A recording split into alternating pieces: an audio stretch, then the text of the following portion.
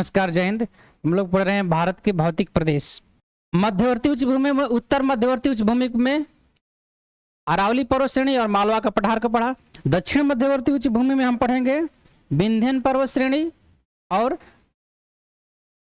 सतपुड़ा पर्वत श्रेणी। इन दोनों को हम लोग पढ़ेंगे अगले स्लाइड में, तो देखते हैं इन दोनों के बारे में। नेक्स्ट है विंध्यन पर्वत श्रेणी। विंध्यन पर्वत श्रेणी की स्थिति हमने अभी दिखाया आपको, नर्मदा भ्रंश उत्तर में और मालवा पठार के दक्षिण में। नर्मदा भ्रंश के बारे में हमने आपको नहीं बताया, अभी बता देते हैं नर्मदा भ्रंश के बारे में। इसका विस्तार पहले देखें तो अधिकांशतः मध्य प्रदेश में है। इसका विस्तार कई 6 राज्यों में है, गुजरात में भी है, राजस्थान में भी है, मध्य प्रदेश में है, छत्तीसगढ़ में है, उत्तर प्रदेश, बिहार और झारखंड में है। गुजरात, राजस्थान, मध्य प्रदेश, छत्तीसगढ़, उत्तर प्रदेश, बिहार और झारखंड 1200 किलोमीटर तक इसका विस्तार है इन क्षेत्रों में। लेकिन इसका अधिकांश विस्तार है मध्य प्रदेश में। ये अत्यधिक पुरानी व घर्षण मोड़दार पर्वत है।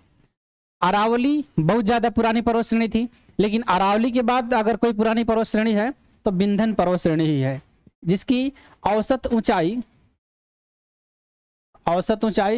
450 से 600 मीटर है। यानी कि ये भी एक पहाड़ी है, क्योंकि 1000 मीटर से कम है तो पर्वत नहीं है, पहाड़ी है। पहाड़ियां इसमें कुछ लोकल पहाड़ियां जो पश्चिम से पूर्व की ओर है विस्तृत है, भारनेर, कैमूर और पारसनाथ। मुख्य रूप से 3 पहाड़ियों को इसमें देखा जाता है। मुख्य रूप से 3 पहाड़ियां हैं, लोकल रूप में बहुत सारी पहाड़ियां हैं, लेकिन मुख्य रूप से 3 पहाड़ियां हैं, एक भारनेर, एक कैमूर और एक पारसनाथ।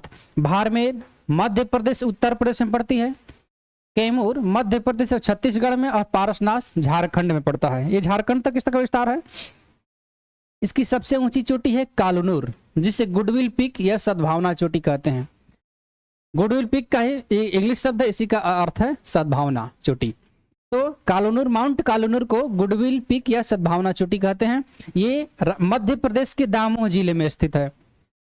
ये विंध्यन पर्वत श्रेणी की सबसे ऊंची चोटी है, जो अमरकंटक के पठार के पास है। विंध्यन श्रेणी पढ़ेंगे तो उसमें महत्वपूर्ण पठार, सबसे महत्वपूर्ण जगह अगर विंध्यन श्रेणी में कोई है तो अमरकंटक ही है, जहां पर अरीय अपवाह प्रतिरूप का उदाहरण मिलता है। अभी बता रहे हैं क्या होता है।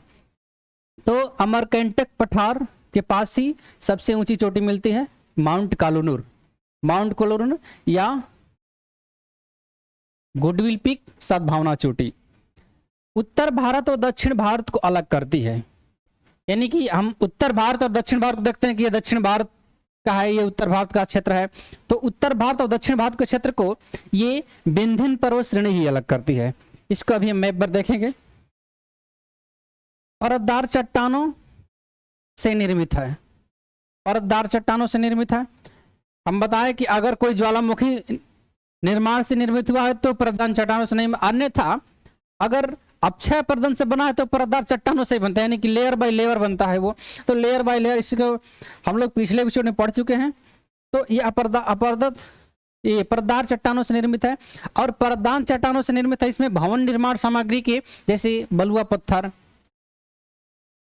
चिकनी मिट्टी इत्यादि जो है कि भवन निर्माण सामग्री में जैसे चूना पत्थर इत्यादि, ये सब जो भी भवन निर्माण सामग्री में प्रयुक्त होता है वो यहाँ से मिल जाता है विंध्यन पर्वत श्रेणी से। इसीलिए विंध्यन का ही विस्तार है। उत्तर प्रदेश में जो मिर्जापुर और सोनभद्र है, तो मिर्जापुर और सोनभद्र इन सामग्रियों के लिए विशेष रूप से जाना जाता है, और वो भी क्षेत्र विंध्यन पर्वत श्रेणी का ही भाग है। यहाँ की नदियां हैं काली सिंध, पार्वती, बेतवा, केन, सोन, तमसा, परवन और नेवज। पार्वती, बेतवा, केन, सोन, तमसा, परवन और नेवज, ये कुछ प्रमुख यहाँ की नदियां हैं। इन नदियों के बारे में हम लोग अलग से देखेंगे नदियों वाले चैप्टर में। इसको मैप पर देखते हैं। ये मैप पर देखें अगर, तो ये है आपका विंध्यन पर्वत श्रेणी। ये बहुत दूर तक गया है, यहाँ तक गया है विंध्यन पर्वत श्रेणी, जो कट छोट कर अवशेष के रूप में ही बचा हुआ है। उसके बाद ये है सतपुड़ा पर्वत श्रेणी। इसके बारे में ये अलग श्रेणी है, इसके बारे में नेक्स्ट एपिसोड में पढ़ेंगे, नेक्स्ट स्लाइड में। तो ये विंध्यन पर्वत श्रेणी आप देख रहे हैं कि राजस्थान में स्थित है। ये मध्य प्रदेश का क्षेत्र है, मध्य प्रदेश में भी स्थित है। ये गुजरात में भी स्थित है, यहाँ पर उत्तर प्रदेश में भी स्थित है, ये झारखंड में भी स्थित है, और ये छत्तीसगढ़ में भी थोड़ा बहुत आता है। यहाँ पर 3 पहाड़ियों के रूप में देखे थे। तो यहाँ पर एक नदी बहती है, ये जो नदी है, अलग कलर ले लें, ये नदी है नर्मदा नदी, और यहाँ पर एक नदी बहती है ताप्ती नदी, नर्मदा और ताप्ती। तो नर्मदा और ताप्ती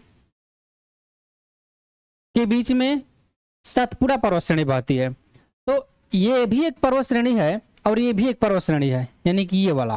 तो विंध्यन पर्वत श्रेणी और सतपुड़ा पर्वत श्रेणी, इनके बीच में एक नदी बहती है। और जब कोई नदी 2 पर्वत श्रेणियों के 2 समांतर पर्वत श्रेणियों के बीच में बहती है तो भ्रंश घाटी में बहती है, यानी कि वहाँ बहुत खाला क्षेत्र होता है, वो वहाँ का नीचे दबा हुआ क्षेत्र होता है, उसी क्षेत्र को हम भ्रंश घाटी बोलते हैं। यानी किसी कारण से अगर ये कोई भूभाग है और इस भूभाग में किसी कारण से यहाँ पर क्षेत्र दब गया है,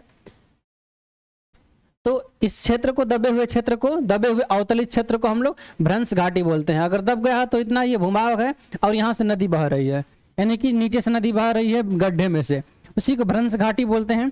तो 2 पर्वत श्रेणियों के बीच में नदी बहती है तो अधिकांश संभावना होती है कि भ्रंश घाटी में ही बहेगी।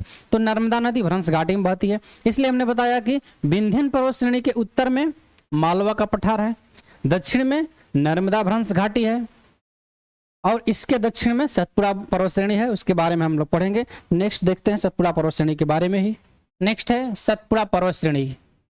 सतपुड़ा पर्वत श्रेणी ये ब्लॉक पर्वत या हार्स्ट पर्वत या भ्रंशोत्त पर्वत का उदाहरण है। ब्लॉक पर्वत का मतलब होता है जो 2 भ्रंश घाटियों के बीच में जो पर्वत स्थित होता है उसे ही ब्लॉक पर्वत कहते हैं।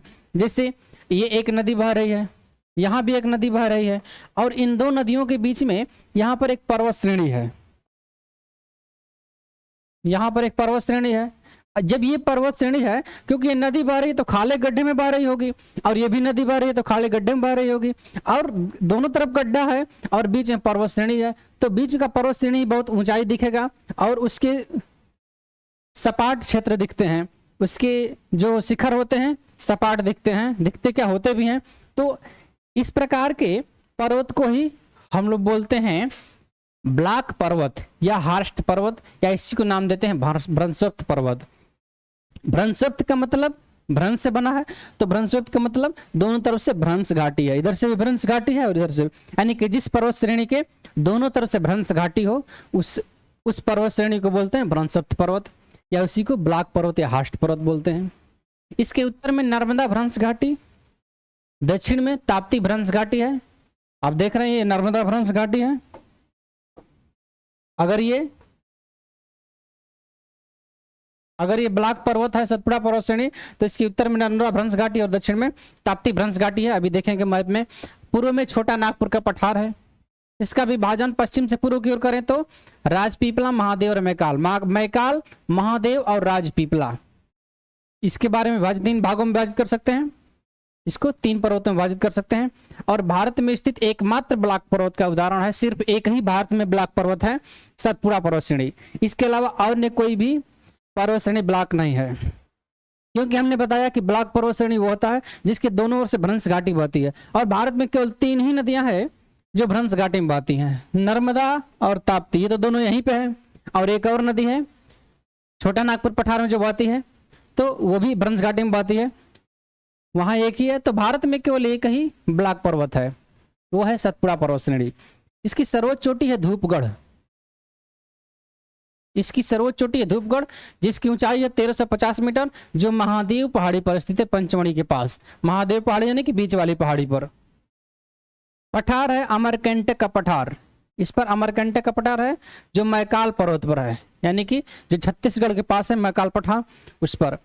यहीं से नर्मदा और सोन नदियां का उद्गम होता है। अमरकंटक से ही नर्मदा और सोन नदियों, यानी कि मैकाल पठार पर ही, मैकाल पहाड़ी पर ही अमरकंटक जो स्थित है, अमरकंटक पठार, वहीं से नर्मदा और सोन नदियों का उद्गम होता है। इसीलिए यहाँ पर आर्य आप केंद्रीय प्रवाह प्रतिरूप बनता है। आर्य आप केंद्रीय प्रवाह प्रतिरूप का मतलब है कि अगर कोई मान लो ये क्षेत्र है,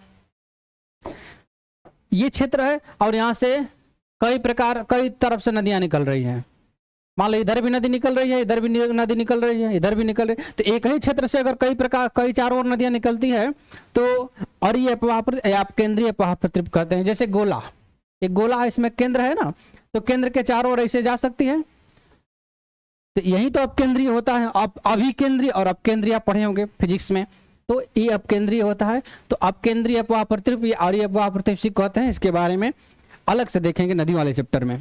इसका विस्तार है गुजरात, महाराष्ट्र, मध्य प्रदेश और छत्तीसगढ़ में। सतपुड़ा श्रेणी गुजरात, महाराष्ट्र, मध्य प्रदेश और छत्तीसगढ़ में इसका विस्तार है। इसमें कुछ नदियां, प्रमुख नदियां हैं, नर्मदा, ताप्ती और महानदी सोन। नर्मदा ताप्ती जो भ्रंश घाटी में बहती हैं, और महानदी और सोन ये दोनों अलग साइड में बहती हैं। मैकाल पहाड़ी जो छत्तीसगढ़ में है, ये वाली पहाड़ी, इसी ये 3 भागों में बटी है ना, राजपीपला, महादेव और मैकाल। तो मैकाल पहाड़ी जो छत्तीसगढ़ में है, इसकी सर्वोच्च चोटी अमरकंटक है।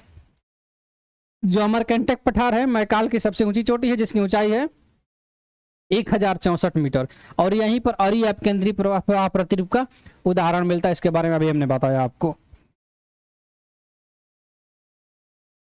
मैप पर देखते हैं कि विंध्यन पर्वत श्रेणी है और ये सतपुड़ा पर्वत श्रेणी है। सतपुड़ा पर्वत श्रेणी, तो सतपुड़ा के एक और है ये नदी बहती है, यहीं पर से नदी निकलती है नर्मदा नदी। यहाँ पर ये वाली जो है श्रेणी है, सतपुड़ा के 3 श्रेणियां है, एक ये और ये मैकाल है, ये महादेव है और ये राजपीपला है। तो मैकाल पर ही है अमरकंटक पठार, और अमरकंटक पठार से ही ये नदी निकलती है नर्मदा नदी, जो भ्रंश घाटी में प्रवाहित हो रही है। और यहाँ से नदी निकलती इधर से ताप्ती नदी, और ताप्ती नदी भ्रंश घाटी में प्रवाहित होती है। और दोनों तरफ इसके भ्रंश घाटी है, इसीलिए तो इसको ब्लैक पर्वत बोलते हैं। तो इसके सतपुड़ा पर्वत श्रेणी के उत्तर की ओर नर्मदा भ्रंश घाटी और दक्षिण की ओर ताप्ती भ्रंश घाटी। ये नर्मदा भ्रंश घाटी और ये ताप्ती भ्रंश घाटी। और इधर है छोटा नागपुर का पठार, इसको हम लोग बाद में देखेंगे, पढ़ेंगे छोटा नागपुर पठार को। तो इसके पूर्व की ओर है छोटा नागपुर का पठार, पश्चिम की ओर तो हिंद महासागर में आ जाएगा, अरब सागर आ जाएगा। तो आगे देखते हैं नेक्स्ट एपिसोड में। अभी के लिए इतना ही। चैनल को सब्सक्राइब कर लिया करें। धन्यवाद।